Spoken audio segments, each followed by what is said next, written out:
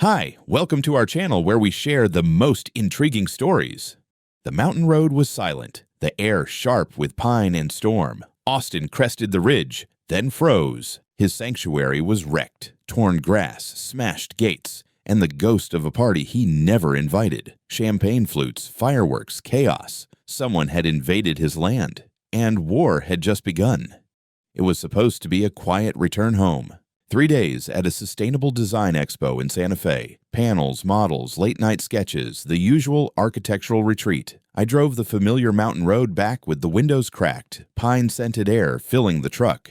As I crested the final ridge, the view opened into the valley below. My sanctuary, 18 acres of pine forest, sloping hills, and an open meadow that I personally sculpted into a natural gallery of stone paths and wildflower borders. I designed the landscape to breathe, to welcome, to be untouched, which is why what I saw at the bottom of the hill made my stomach drop. The service road gate was open. Not just open, destroyed.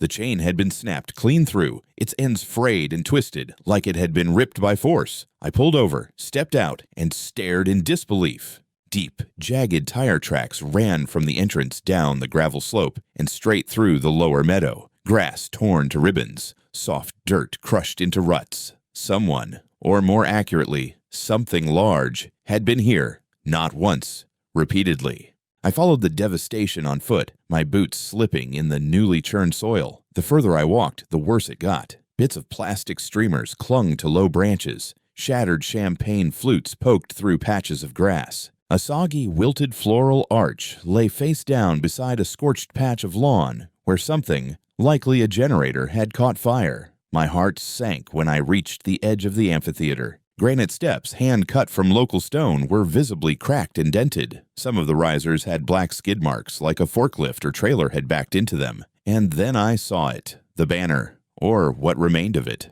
A heavy vinyl sign tangled around a pine trunk reading Max and Allison's wedding, forever starts today. Nearby, a half-collapsed wooden photo wall was still standing, its gold lettering warped but legible, number forever hollow. My stomach turned. This wasn't a rogue hiker or a lost camper. This had been a wedding, a full production judging by the spent fireworks casings and the faint, sticky trace of confetti embedded in the gravel. And not just any wedding, this was a massive event. Something with a guest list that wouldn't fit in most hotels, let alone my private off-grid property. I stormed back to the house, which blessedly hadn't been breached, and slid open the cabinet above the fireplace. Inside were 3 micro-surveillance drives, hooked to a network of tiny camouflaged cameras hidden around the amphitheater and lower trailheads. I hadn't touched them in months, assuming peace and respect would prevail after the last squabble with a lost drone photographer. I popped in the first drive, scrubbed forward, and immediately froze.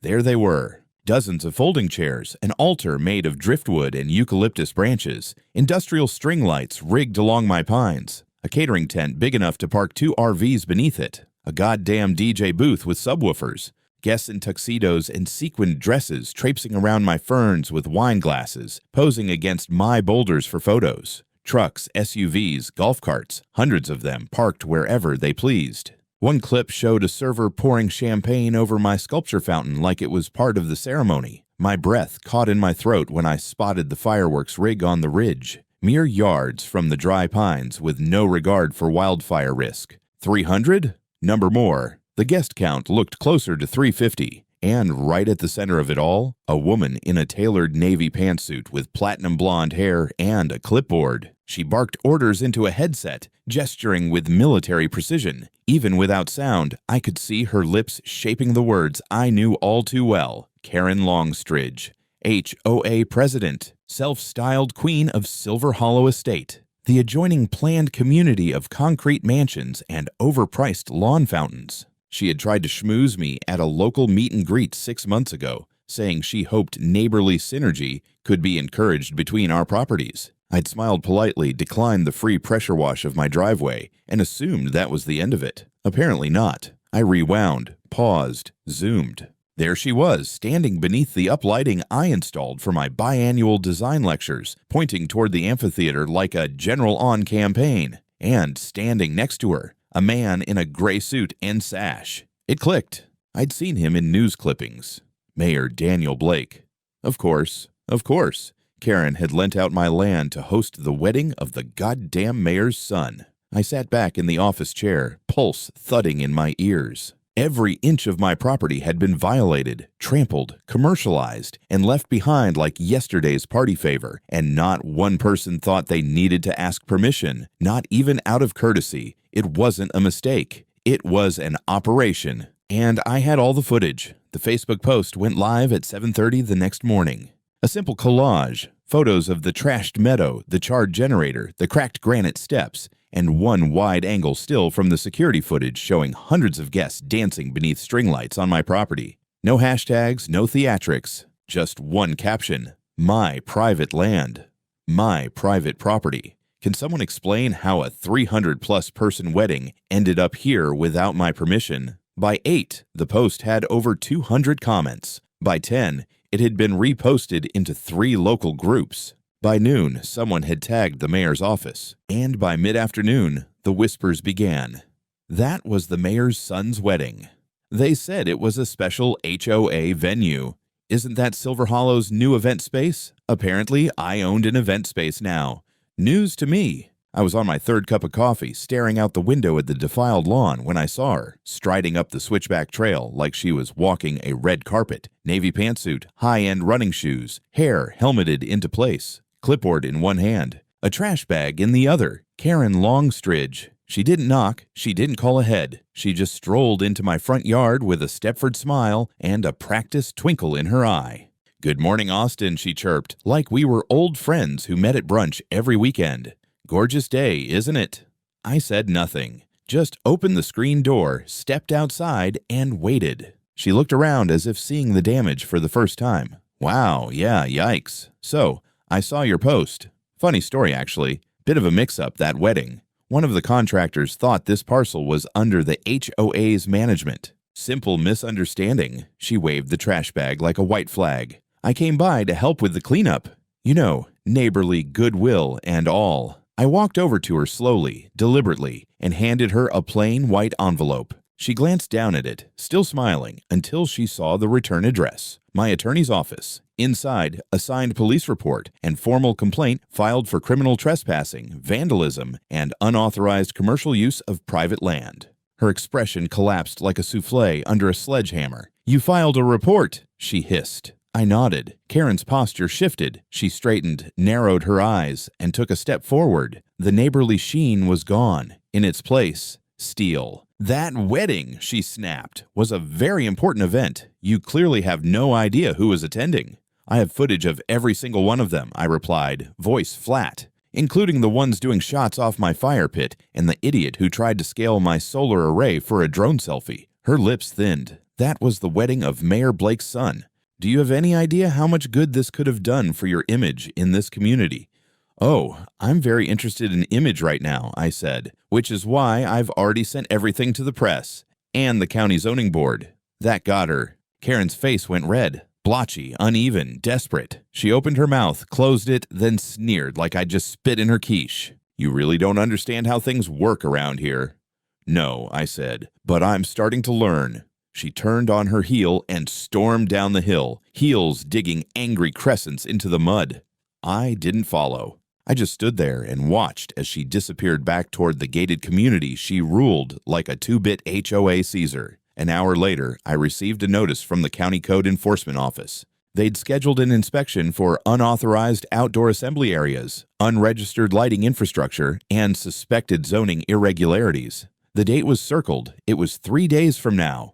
And just like that, the retaliation began. The code enforcement officer's truck rolled up the gravel drive exactly on time. No lights, no siren, just the quiet confidence of someone who knew he had the backing of a bureaucracy big enough to drown you in paper. He was mid-50s, heavyset, with a clipboard already in hand and a badge that said, "Deputy Zane R. Hamilton, Zoning Compliance Unit."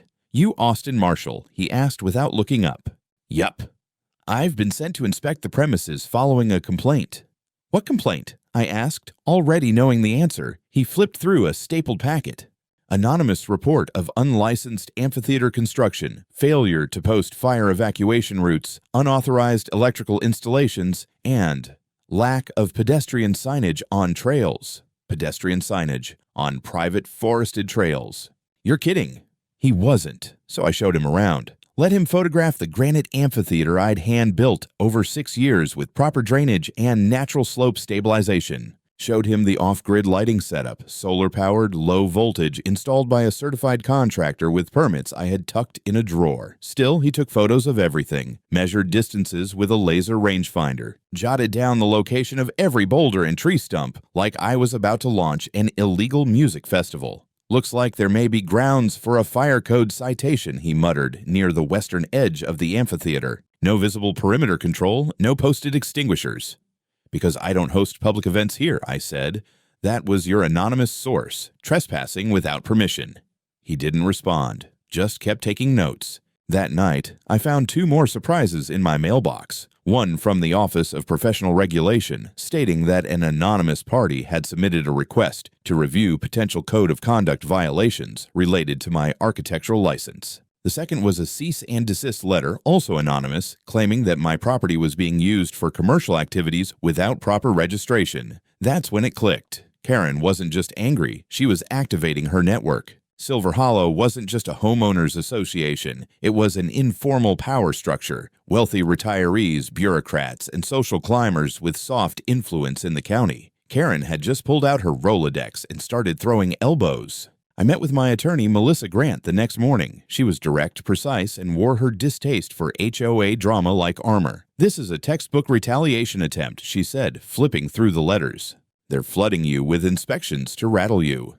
And the license board? I asked. She smirked. They'll open a case, but it's performative unless they have real evidence you used your land commercially, which you didn't. They did. She tapped her pen on the police report. We'll send formal notices to each agency, asserting your private land rights, and we'll the State Attorney General's Office and Office of Land Use Integrity. This goes beyond petty revenge. You're being harassed through the misuse of public systems. I nodded, but the fire in my gut was already spreading. I wasn't going to let this end in a procedural war. I wanted exposure. I wanted accountability. That night, I started calling vendors, caterers, AV guys, tent rental companies. I called them not as a victim, but as a potential client. Hi, I'd say. I saw a wedding recently that used a gorgeous mountaintop property near Silver Hollow. They said it was part of the HOA. Vista something? Do you do events there? The answers were revealing. Too revealing. Oh yeah, we do tons of jobs there, one said. They call it the Community Vista Venue. Real exclusive. Another, that's Karen's place, right? She handles bookings. Fancy crowd, lots of referrals. Never met the landowner, though. They said it was HOA property. They didn't know they'd just implicated themselves.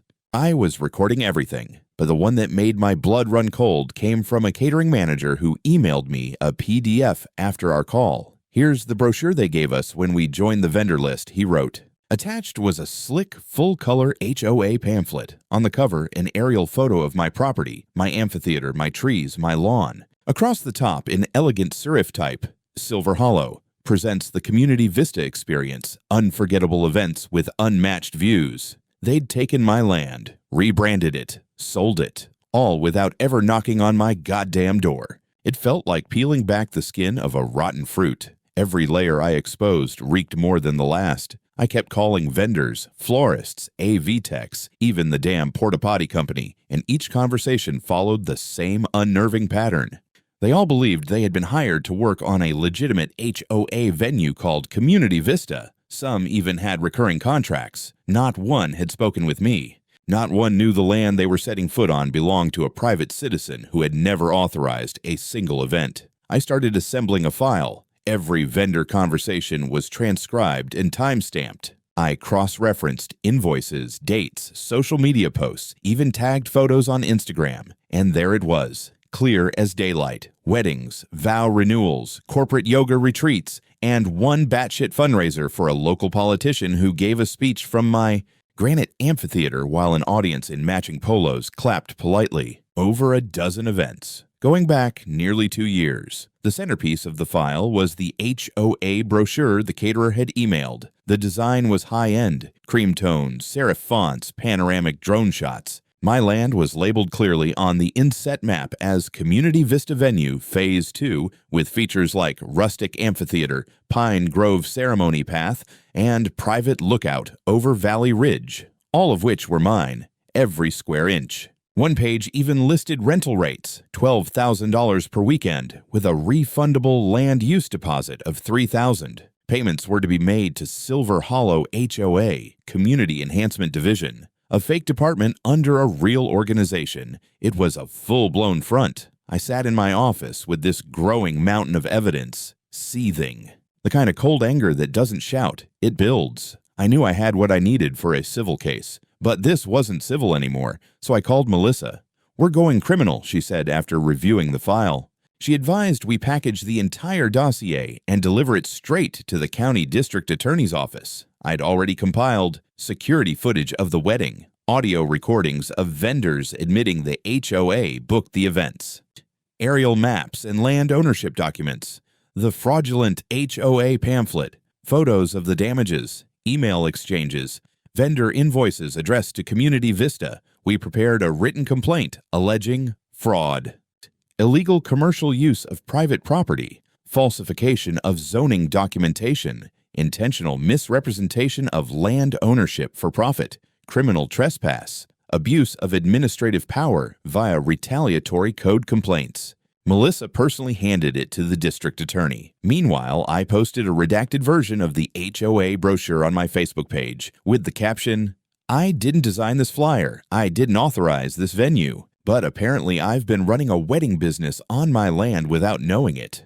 The post went nuclear. Local reporters started calling. A regional station requested an interview. One reporter from the Denver Chronicle asked if I would go on record for a feature about HOA overreach and land abuse. I agreed. The next morning, I received 2 phone calls. The first was from the Colorado Department of Consumer Protection, stating that a formal complaint had been opened against the Silver Hollow HOA for fraudulent advertising and commercial misrepresentation. The second was from a man with a strained, formal voice who identified himself as deputy counsel for Mayor Blake's office. He said, very politely, that the mayor had no knowledge the wedding had taken place on private land, that he was concerned by the allegations and hoping for a cooperative resolution. I told him he'd be better off hiring a lawyer. What I didn't say was that I'd already emailed the footage of his son's wedding to 3 local news outlets, along with the brochure showing the venue advertised as an HOA asset.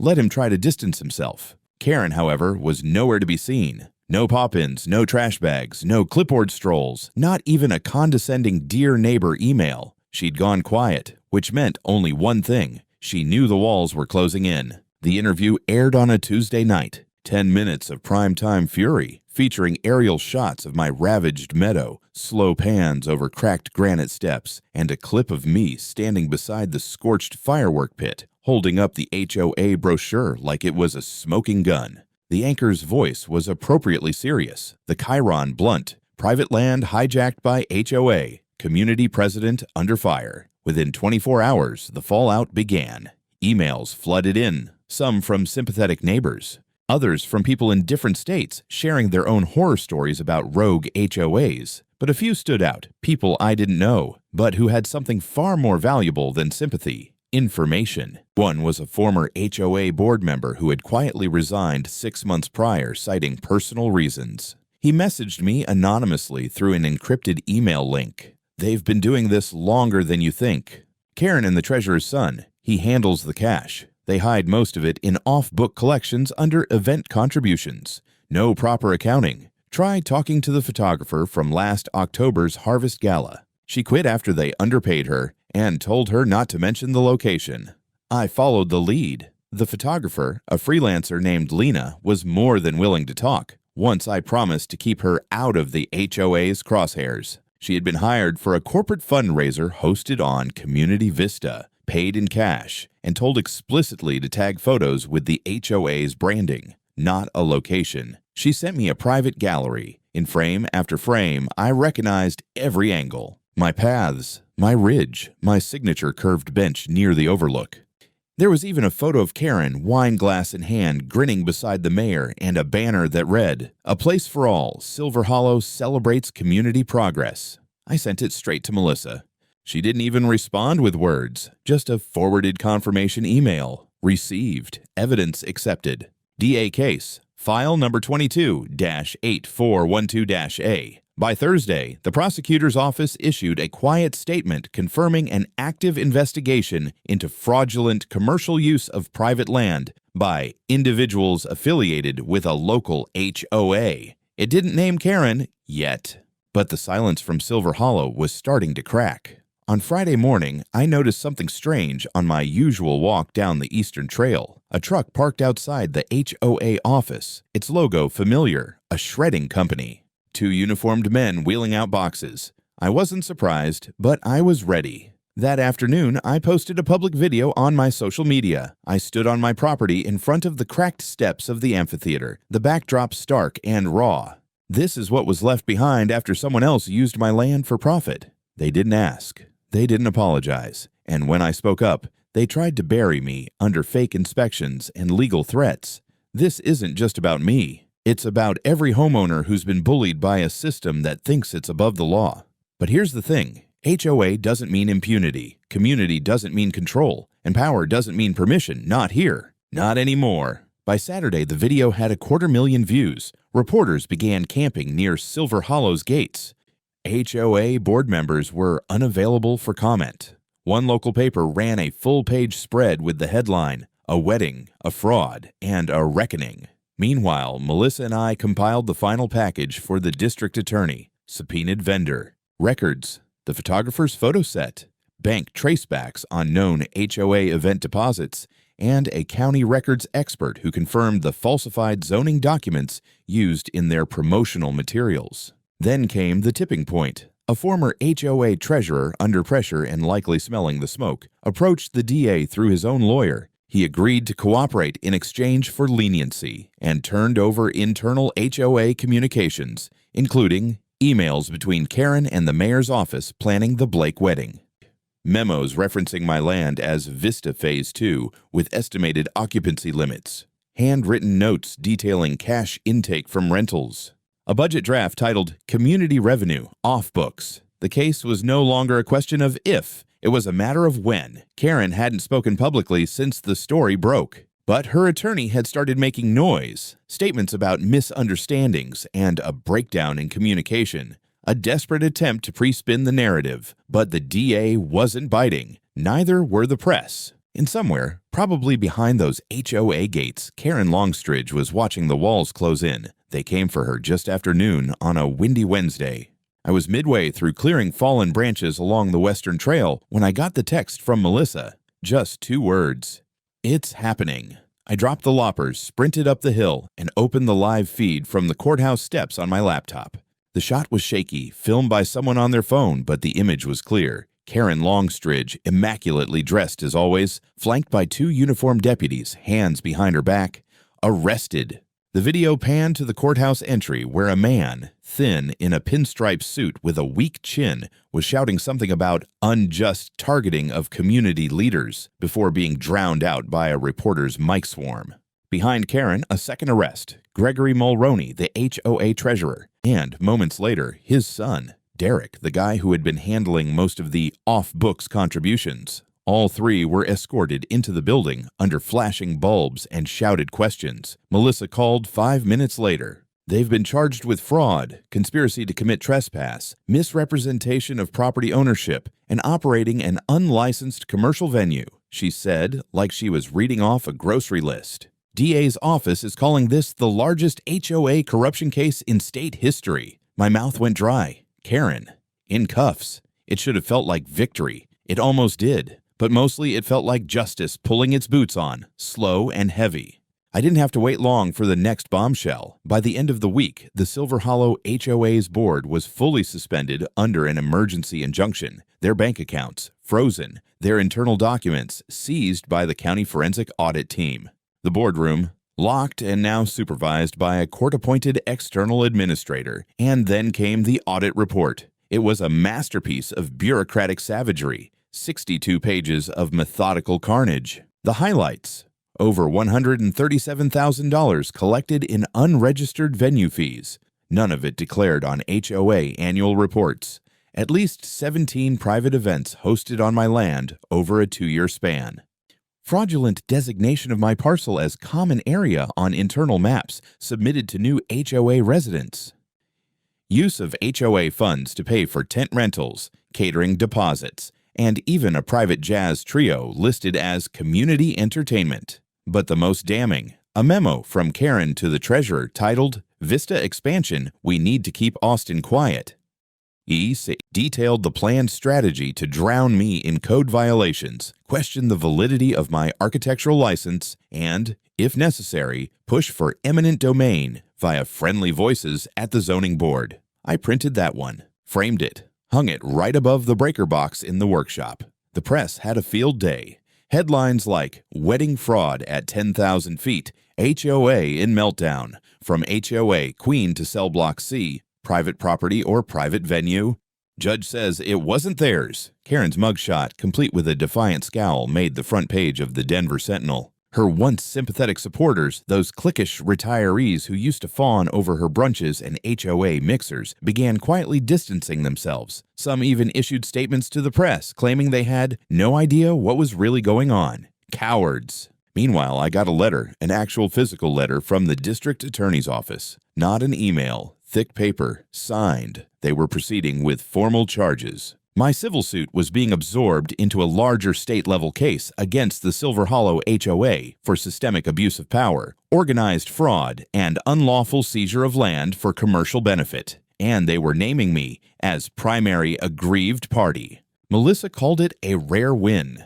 "You just became Exhibit A for a statewide reform push," she said. I didn't feel like a reformer, I just felt tired and vindicated. The final cherry on the cake came during a local council meeting broadcast online. A new council member, a young guy, ex-engineer, nervous, stood up and made a motion. "I propose we begin proceedings to revoke Silver Hollow's HOA charter and dissolve its current authority pending outcome of the criminal case." The motion passed. With that single vote, the HOA that had tried to hijack my land, silence my name, and turn my home into a wedding factory was legally dead.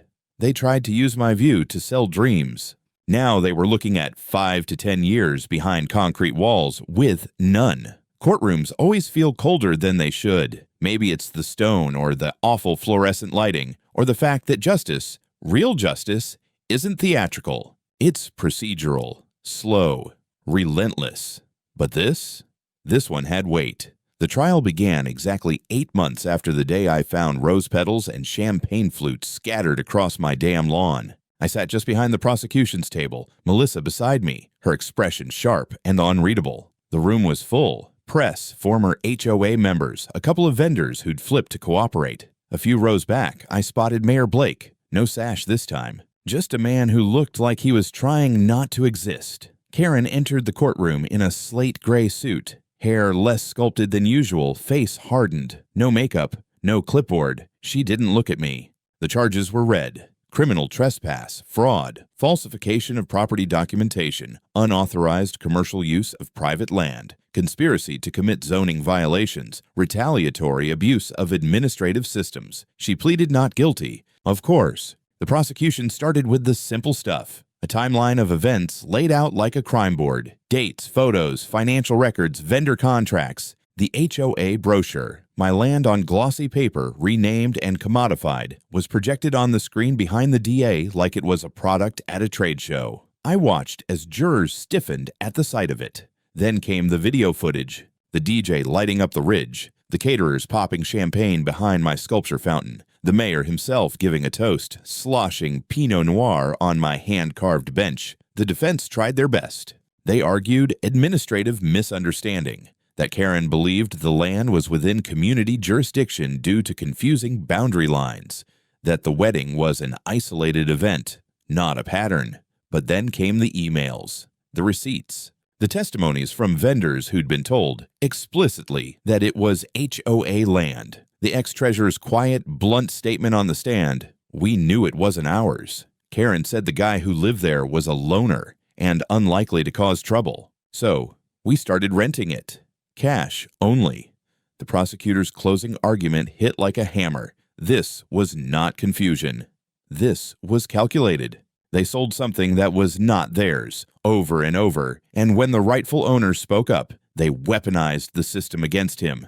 Then it was my turn. I took the stand, heart pounding. I kept it simple. I talked about coming home to wreckage, about the chain cut, the burned-out generator, the wedding photos in the trees. I talked about being dismissed, threatened, and buried in inspections, about watching someone turn a private place, my place, into a profit center for their ego. And I showed them the sign I had to put up at the trailhead afterward. Private land. No events, no exceptions, no Karens. There were a few laughs, but also a sobering silence, because what happened wasn't funny. It was personal. It was systemic. And it was avoidable if someone had just respected a boundary. The jury didn't need long. Karen was found guilty on all major charges. So were the treasurer and his son. The sentencing followed a month later. Karen, 5 years in state prison with parole eligibility after 3. Gregory Mulroney, the treasurer, 3 years plus restitution. Derek Mulroney, 18 months suspended and a lifetime ban from serving on any HOA board. The judge ordered the now-defunct Silver Hollow HOA to pay me $820,000 in damages for the destruction of land, emotional distress, and use of my property for unauthorized commercial gain. The HOA's assets were sold off. The clubhouse, communal amenities, even a couple of HOA-owned vehicles used for community transport, all liquidated under court supervision. I didn't cheer. I didn't gloat. I just walked out of the courtroom into the sun and breathed. Free air, unclaimed, undisturbed, mine. Fall came early that year. Crisp mornings, gold in the aspens, the kind of Colorado air that smells like firewood and resolution. It took months to restore the land. I didn't outsource a thing. Every torn patch of grass, every stone in the amphitheater, every scorched piece of trail, I handled it myself, not out of stubbornness, out of reclamation. My way of telling the land, I'm back. They're gone.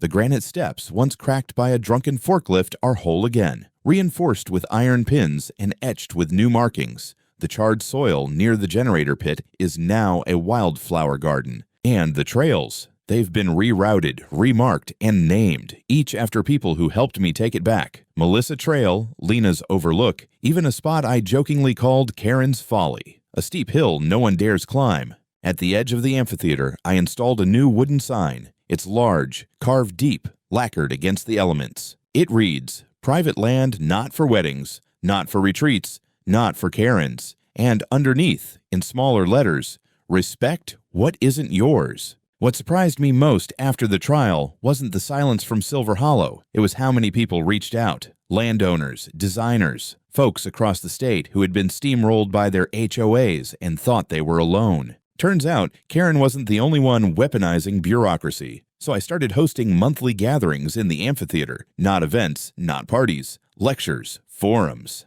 Informal talks on property law, architectural rights, and how to protect land from overreach. Melissa spoke at the first one, then a state zoning officer, then a retired judge who'd quietly reached out after watching my story on TV. Attendance grew faster than I expected. People took notes, asked questions. One woman cried when describing how her HOA bulldozed her native garden while she was in the hospital. By the 4th session, I had to install permanent benches. By the 6th, local press started referring to it as the Landowners Summit. By the 9th, state representatives showed up. Karen, meanwhile, has her own kind of legacy.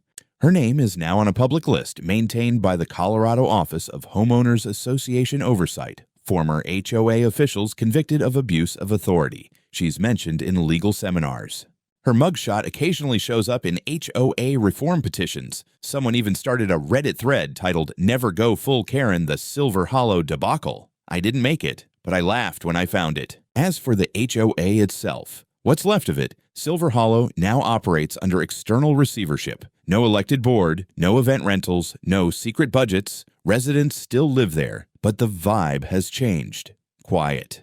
No more newsletters with champagne fonts and buzzwords like elevated experiences. Just mail, trash pickup, a pool, and silence. I haven't seen the mayor since the trial. I doubt I ever will. He managed to slither out of formal charges, but politically, he's done. No re-election campaign, no more ribbon cuttings. I read somewhere that he took a strategic consulting gig in a town 3 counties over. Same game, smaller board. And me? I'm good. I work, I hike, I live. No more paranoia, no more cameras hidden in the brush. The land feels like mine again. Not because I own it, but because I fought for it. And I won.